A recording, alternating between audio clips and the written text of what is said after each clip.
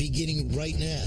A wealthy oil man ambushed in front of his pregnant wife. All of a sudden, 3 men jumped from behind the garage. Was it an inside job or a murder for hire? Whoever was responsible had to know the layout of the home. For the next 30 minutes, a ski mask. The red ski mask corroborated the story. A shoe print. They left the shoe impressions down the hallway. And an eyewitness will lead investigators on a desperate search where everyone is a suspect. There's no certainty that you're in fact looking at the right folks. Even a blushing bride. For these type of charges, you don't want to make a mistake. Forensic Files begins now.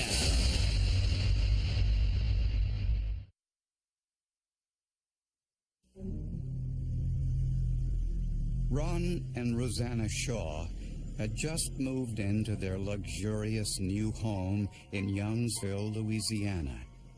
But they still had some things to do before the birth of their new baby. On this night, Ron helped his pregnant wife by doing the grocery shopping. Ronnie put 2 bags of groceries on my arms. We started walking towards the house. And all of a sudden, 3 men jumped from behind the garage.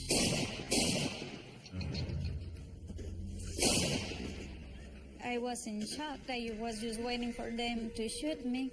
They put the guns to my head. They told Rosanna to open the safe in the master bathroom.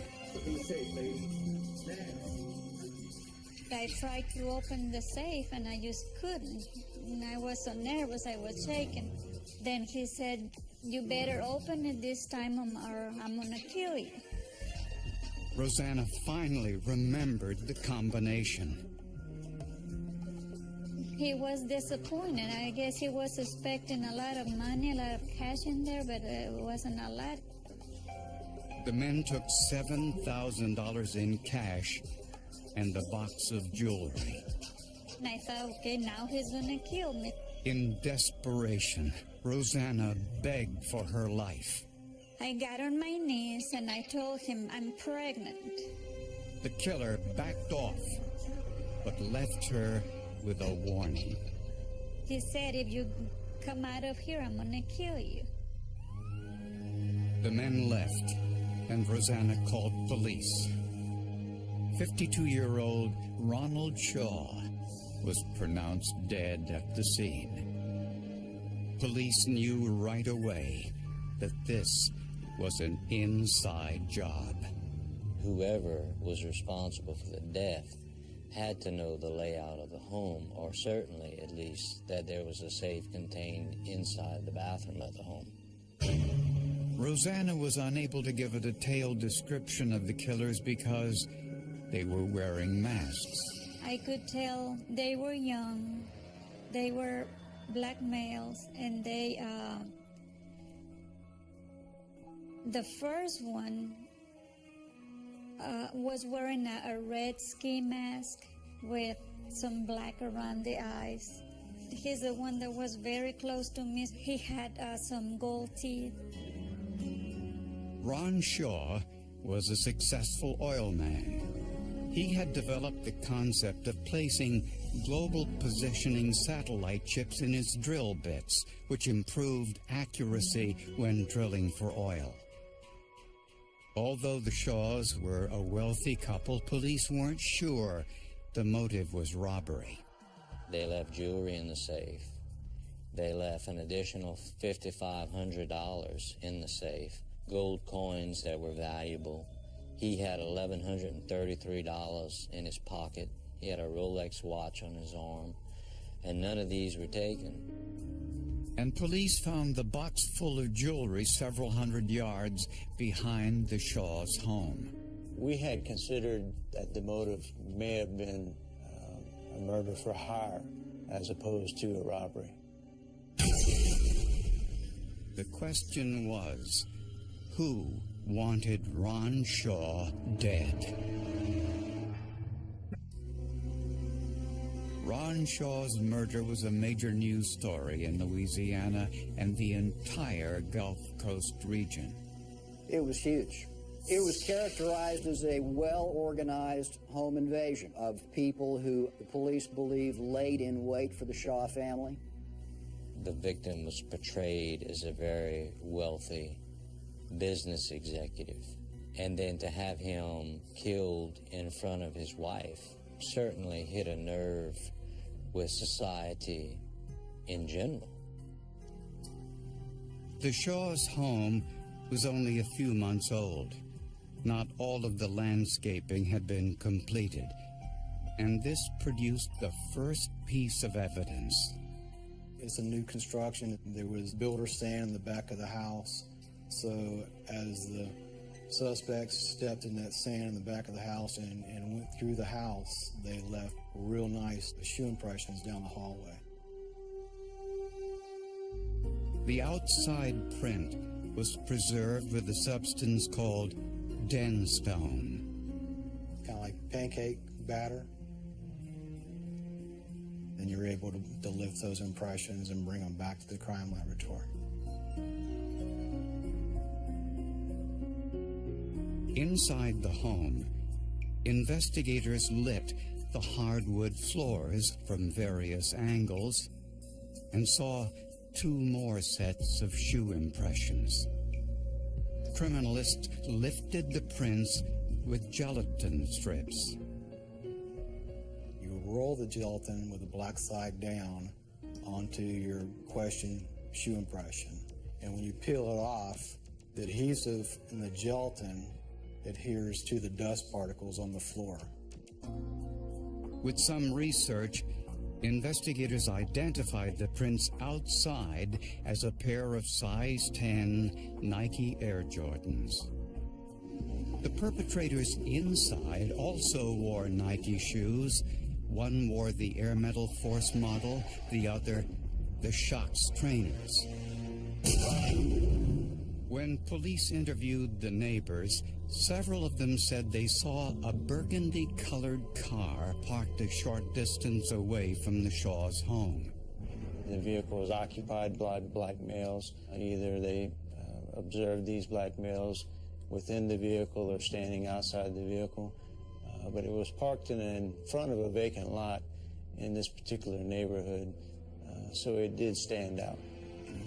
And about a mile from the crime scene, search dogs found a potentially crucial piece of evidence. While they were walking around on the roadway, they discovered a red ski mask with blue outlines on it next to the roadway, which was in direct line of sight to the rear of the victim's property. This ski mask, red with dark trimming around the eyes, was similar to the one described by Rosanna Shaw. At Ron's autopsy, the medical examiner confirmed that Ron Shaw was shot 3 times with a .38 caliber weapon. There were 2 torso shots. One of those torso shots, the bullet remained. The other torso shot, the bullet went all the way through his body. In the yard, investigators found the projectile that passed through Shaw's body. This, along with the 2 bullets from inside Shaw's body, were sent to the forensics lab. Under a microscope, firearms expert Chris Henderson discovered that the lands and grooves on 2 bullets were the same. The 3rd bullet was different. We determined that we had 2 different shooters based on the class characteristics of the bullets. In their search for potential suspects, police had to consider whether Rosanna Shaw had anything to do with her husband's murder. Ron's grown son from his first marriage certainly thought so. He had distrust for her. He wondered what her motivation was for marrying his father. Had she married for money? We got along fairly well while Ronnie and I got married. But right after Ronnie died, he just turned against me. He just doesn't like me. And there were others who who had a potential motive. A background check revealed Ron had shifted funds from one oil drilling research project to another. One was successful, the other wasn't, which created substantial losses for investors. There were a couple of them that had actually lost hundreds of thousands of dollars. It didn't surprise them at all that the victim had met such a violent death, because they felt that his business practices were dubious and unethical. With so many potential avenues to explore, investigators focused first on who knew that the Shaws had a safe. The people that knew about the safe was the safe company, my family, Ronnie's family, people at the office, the architect, the construction workers, friends.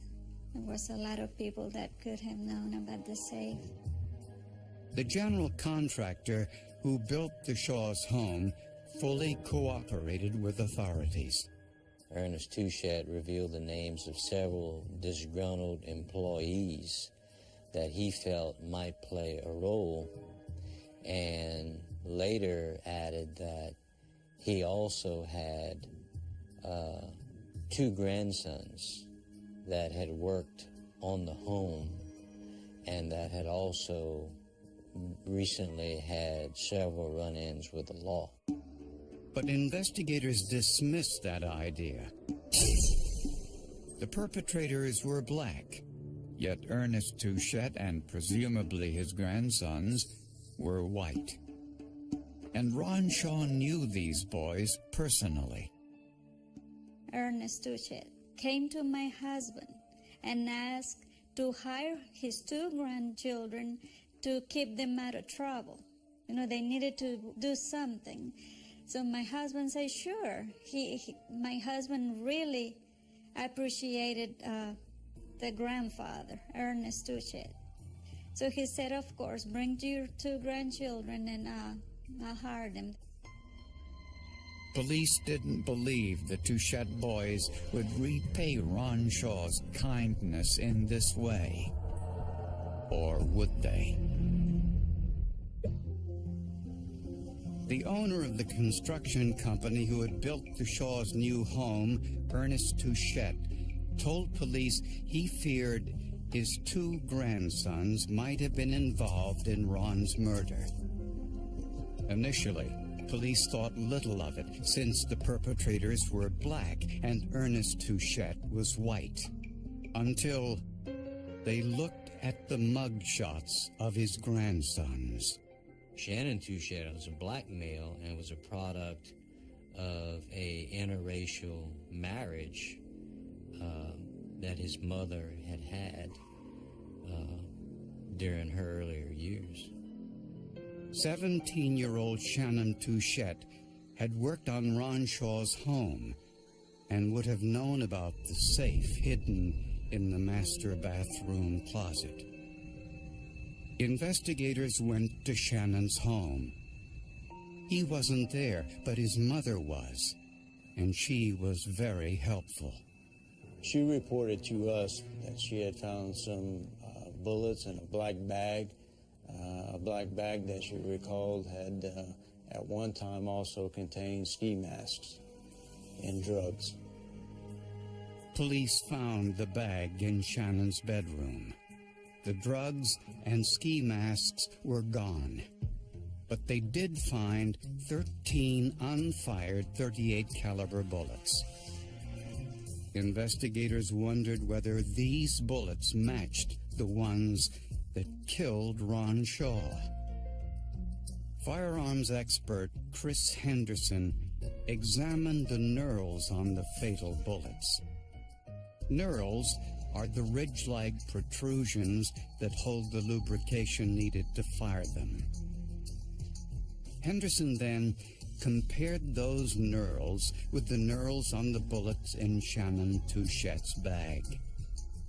We had the same number of knurls, same width, and those knurls look kind of like railroad tracks going around the outer surface of that bullet. All the physical characteristics, everything that we could physically see and measure, were indistinguishable from one another. We could not tell the difference between one and the other. Police brought Shannon Touchette in for questioning. He insisted he knew nothing about Ron Shaw's murder. He said he was with his girlfriend that night.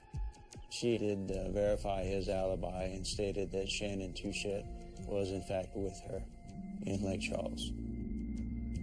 But looking at Shannon's shoes, investigators noticed he was wearing Nike Air Jordan basketball shoes, similar to the shoe impressions at the crime scene.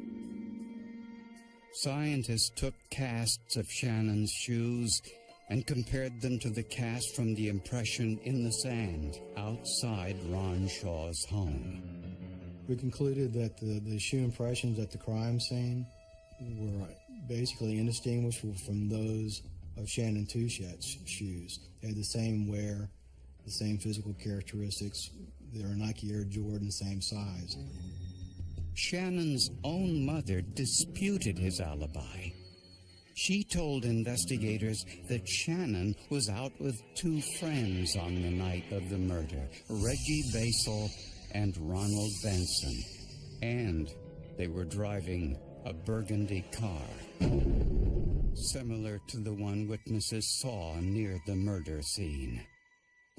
When questioned, both Reggie Basel and Ronald Benson denied any involvement in the robbery and murder. Police obtained a search warrant and confiscated all of the shoes belonging to the two men. But none matched the shoe impressions found inside Shaw's home. It's frustrating to believe that your investigation is focused and is going in the right direction, but there's no certainty that you're in fact looking at the right folks. And for these type of charges, you don't want to make a mistake either. So investigators decided to look for genetic material inside the red ski mask that had been discarded after the murder. The forensic scientist turned the mask inside out and swabbed around the mouth area, hoping to pick up cells from saliva. We're using the entire surface area of the swab to collect as much of the potential cellular material that's there, and then basically we just let the swab air dry and hopefully we'll have some DNA on those swabs. Using a DNA test called STR, or short tandem repeats, scientists found DNA from 3 different individuals inside the mask. But investigators needed to know who was wearing the mask before it was discarded. To find out, they analyzed the swab from the ski mask to determine who left most of the saliva behind. And the results of this test were clear. In this case, the major contributor DNA matched that of Ronald Benson. The red ski mask was very important because it corroborated the story that we were able to receive from Mrs. Shaw. Mrs. Shaw indicated that the person with the red mask was the most aggressive in the robbery. The identity of the other 2 DNA profiles in the mask was inconclusive. The ski mask implicated Ronald Benson. The shoe impression outside the Shaw's home implicated Shannon Touchette. But there was no forensic evidence linking Reggie Basel to the crime. As an investigator, that's a little hard to swallow. You know, that's a little hard to leave in the end of the day with, knowing that there's nothing else you can do and you feel fairly certain of who's responsible for doing it. Investigators hoped that would change. Shannon Touchette, Reggie Basel, and Ronald Benson were all arrested for the murder of Ron Shaw.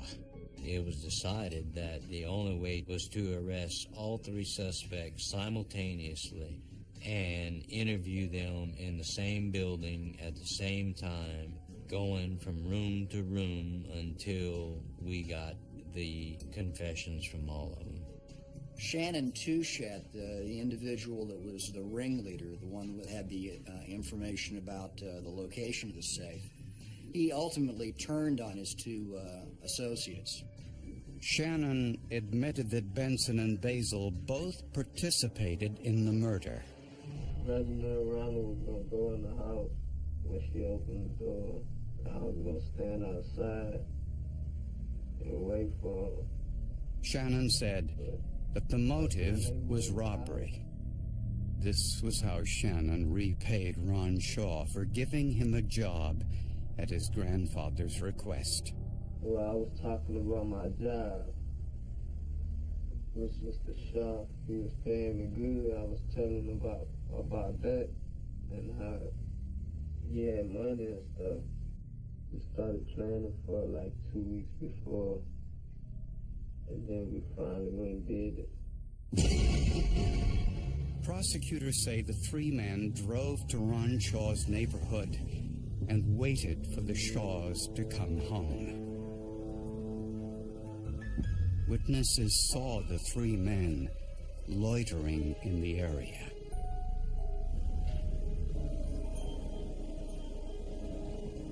When the Shaws arrived, they were ambushed. Ronald Benson fired twice. Reggie Basil fired the third shot. Shannon Touchette stayed outside, leaving the shoe impressions in the sand. Benson and Basil took Rosanna inside and forced her to open the safe. For reasons that are unclear, they didn't take all of the valuables inside the safe. But they spared Rosanna's life. I think my daughter saved my life that night. When I told that man that I was pregnant, he just did something to his mind that decided not to kill me, and yes, my daughter saved my life. While running to the getaway car, they dropped the box full of jewelry. As they drove away, Benson threw his ski mask out of the car, unaware that it contained his DNA. Shannon Touchette left ammunition matching the fatal bullets in his gym bag.